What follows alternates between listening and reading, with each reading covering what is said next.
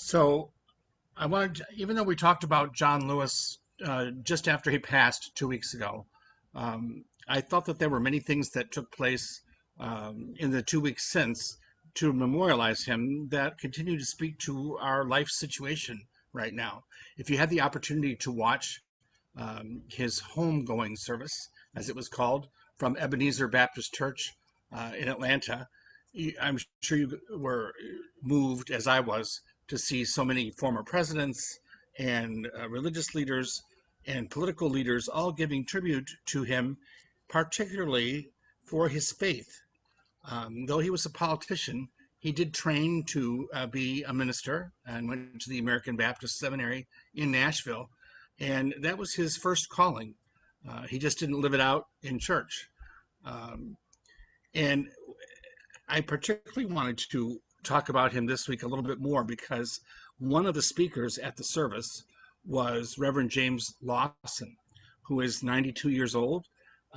He spoke beautifully and at great length about wanting to be sure that people understood that John Lewis and the other people who were involved in what we call the civil rights movement at that time um, were really engaged in what they thought was not just, they didn't like the word civil rights uh, movement because it made it sound like it was trying to get special rights or civil rights for African Americans when really it was the freedom for all humanity movement. That's what he called it.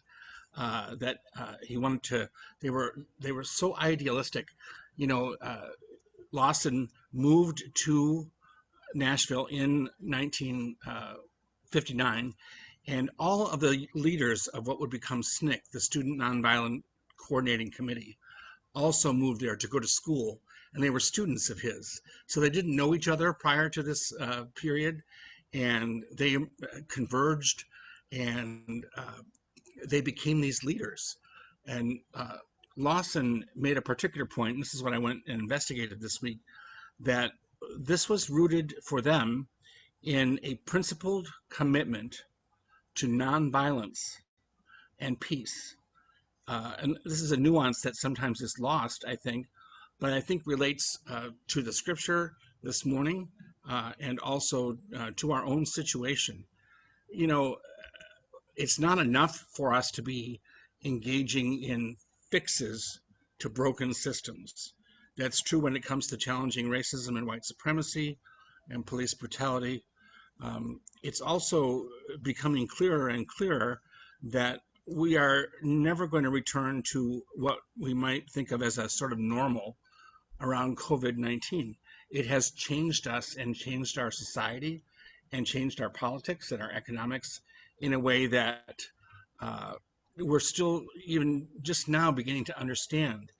It's going to require of us not just responding to a crisis or reacting to a crisis, but a level of creativity that is more than just responding to a crisis. It's a reinvention, a reorganization.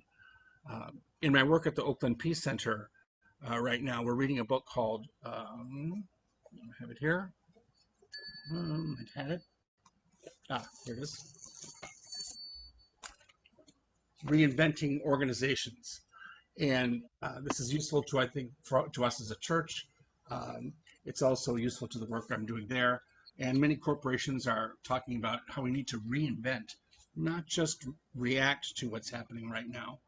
And one of the fundamental stories or lessons of the book is that we have to come up with a new story. Our old stories won't explain our new circumstance. And we need a new story for a new age, a new time. Now, Lawson uh, was very clear that for John Lewis and these other students, their new way of doing things were the principles of nonviolence and peaceful resistance that Lawson and Bayard Rustin had studied in India in the 1950s and brought to what we call the civil rights movement in 1959 and 1960. So Lawson had this to say in these organizing documents of Student Nonviolent Coordinating Committee, which were responsible for all the sit-ins at lunch counters, among other things, and the freedom rides too. Um, it's interesting to note that while we recognize segregation as harmful to the whole nation and the South, we rarely blame this on the system and the structure of our institutions. Most of us work simply for concessions from the system, not for transforming the system. But if after over 300 years of segregation, slavery is still a basic pattern rather than a peripheral custom, should we not question the American way of life, which allows segregation so much structural support? Does not our political system encourage segregation? It is not just the lack of Negro voting, but the failure of systems to provide real choices for voters. We must recognize, and this is the part that I think really speaks to us too, we must recognize that we are merely in the prelude to revolution, the beginning, not the end, not even the middle. I do not wish to minimize the gains that we have made this far, but it should be well to recognize that we have been receiving concessions, not real changes. The sit-ins won concessions, not structural change. The freedom rides won great concession, but not real change. Um, Let us work out then. Uh, well, he says that we should lay this as an issue on the soul of the nation, and perhaps cause the nation to adjust to the world by beginning a revolutionary change at home. The womb of revolution is the nonviolent movement. And part of what was unique in this contribution to implementing the principles of nonviolence and peaceful resistance in the American context is that it's not Christian, it's not Jewish, it's not Hindu. It has roots in all of these traditions, and it's not particular to a particular country or nation's struggle. It's a strategy. And Lawson, in his tribute to Lewis at his memorial service, said, "You can't understand how we achieved what we achieved if you try to minimize that it was all rooted in a commitment to nonviolence and to peace. This is what gave us the strength, the resolve, the ability to change systems to the extent that we were able to change them." So Lewis, in his memoir about when he talks about the impact that Lawson had on him when he was a student, says that it was the hardest thing ever to be really committed to nonviolence, because it meant that you had to love the person with whom you were in conflict, not just tolerate, but really love. And it was very hard for him. Both President Obama and James Lawson reminded us that what Lewis modeled at Selma was not meeting guns with guns, but they came up to the state troopers and bowed their heads in prayer, thus making their bodies even more vulnerable. And that day, President Obama reminded us in his eulogy, the troopers thought they had won. They thought they had just done in this civil rights movement, but it didn't turn out to be the case, because what was underlying it, what sustained it, was this deeply held commitment to the principles of nonviolence and peace. The passage from the gospel today about the feeding of the 5,000, it does appear every year in our readings, because it's found 5 times in the gospels. So when I was in seminary, we were taught that if something only appears once in the gospels, probably Jesus really said it, because it's so weird. That's why they kept it. Conversely, if something appears 5 times, then you know that it really did mean something to them as an organizing story. This was their story. It was the important story for the Jesus movement. And it was their narrative about how they could challenge the Roman Empire who occupied them, and the structures of religion and society who really weren't interested in the people that Jesus was dealing with. So how do we know this? This passage from Matthew's version is what we use this year, um, reveals really that who Jesus was talking to. Remember a few years ago when there was a statement about the 98% or the 99%? That is really literally true of who Jesus was engaged with. Poor people, hungry people, people without material security. They weren't citizens in their own occupied country, and they weren't members of elite political or religious parties.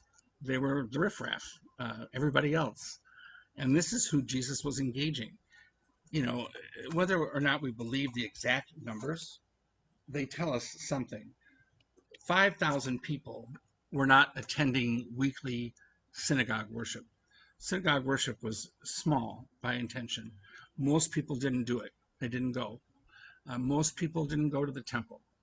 Uh, the people that Jesus was reaching, he wasn't doing it in the temple. He wasn't doing it in the conventional places where people are met. He was doing it outdoors and talking to people who he would never have engaged if he had worked within the structures of society at that time. So in Matthew's gospel, the story of the feeding of the 5,000 takes place at one of the most discouraging moments in the Jesus story. His friend, John the Baptist, his cousin, had just been arrested without due process and executed by the state just beforehand. Is the thing that happened just before the feeding of the 5,000. So Jesus was affected by personal grief, and the people in his movement were also worried that they would never be able to be successful because they had no place in society. Jesus models something new. He gives them a new story to tell, and he shows them how it can be done.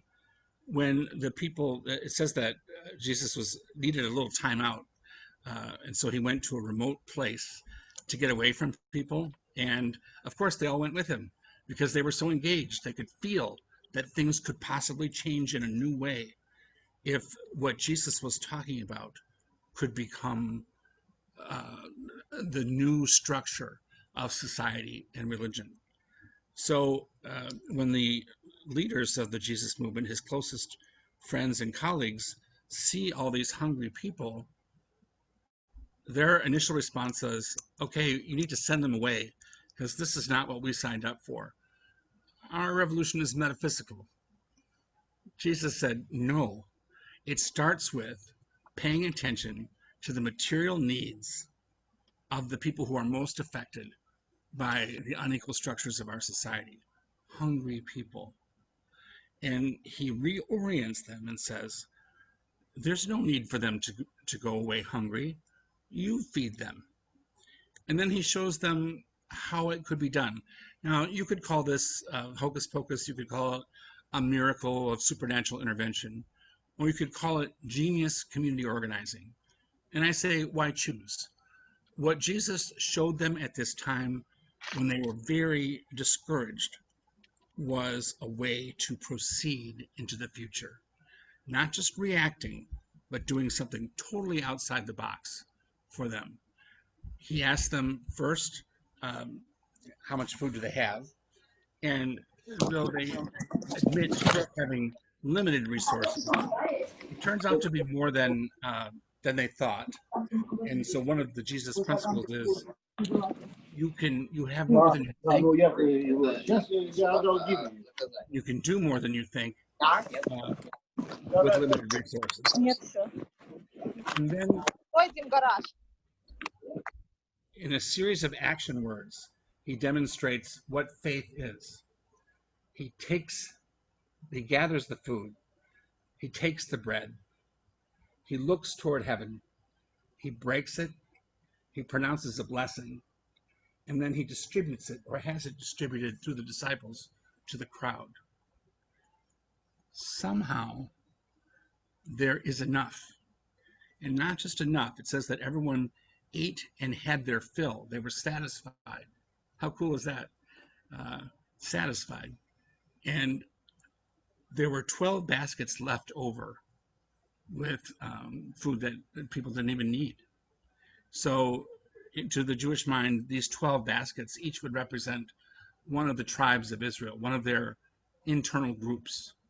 And it was a statement that, look, everybody's included. When you say that there's food enough and there's 12 baskets left over, that means in the redistribution of resources, uh, we're not taking from others in order for some to have. There is enough, and there's probably more than enough. So this is how Jesus responds to these um, overwhelming circumstances, and circumstances of grief and a feeling that they will never be able to achieve the changes that they long for. I think that this is not unlike the circumstance that many of the leaders of the civil rights movement felt, including John Lewis. It was audacious and bold to think that they could affect a change. And it would be inappropriate for us to say they affected the change and now everything's better. We know it's not. We know there's a lot more to do. That was the whole purpose of John Lewis's last talk, was to say, so now it's up to you. We've done what we could.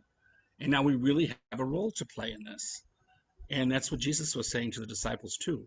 So I guess what I want to suggest for us is that whether this it's the spirituality that we bring within ourselves to the situation of COVID.